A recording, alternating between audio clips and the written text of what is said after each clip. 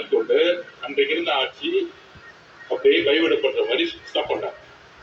ஆனா திமுக ஆட்சிக்கு வந்த உடனே எந்த 8 வழி சாதனைக்கு எதிராக போராடினார்களோ அதே அமைச்சர் பேட்டி கொடுத்தாரு, நாங்க 8 வழிச்சாலைகள்லாம் போராடவே இல்லை, எதிர்கட்சியா இருந்த ஒரு நிலைப்பாடு, ஆளுங்கட்சியாக ஆன பிறகு ஒரு நிலைப்பாடு.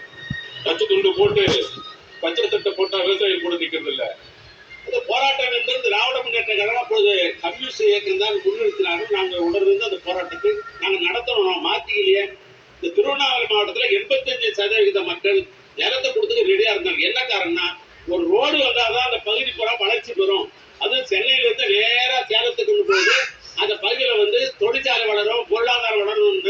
அப்ப இருந்த சட்டமன்ற உறுப்பினர்கள் முழு ஒத்துழைப்பு தந்தாங்க. சீஃப் கிடைப்பு சொன்னாங்க.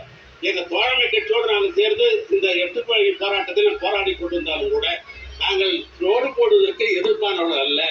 விவசாயிகளை பிரச்சனை தீர்த்து விட்டு போடணும்ன்றதான் எங்களுடைய நோக்கமாக இருக்க ஒழிய அதற்கு எதிர்ப்பாக நாங்கள் இல்லை.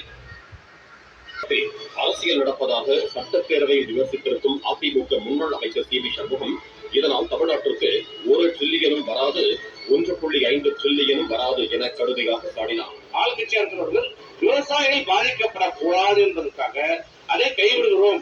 ஆனால் நாங்கள் மாநிலத்தை விரிவாக்கம் செய்வதற்கு நடவடிக்கை எடுக்கிறோம். 2வது மாநிலம் கொண்டு நடவடிக்கை உள்ளோம். ஆனால் என்ன நடக்கிறது? இங்க அரசியல் நடக்கிறது.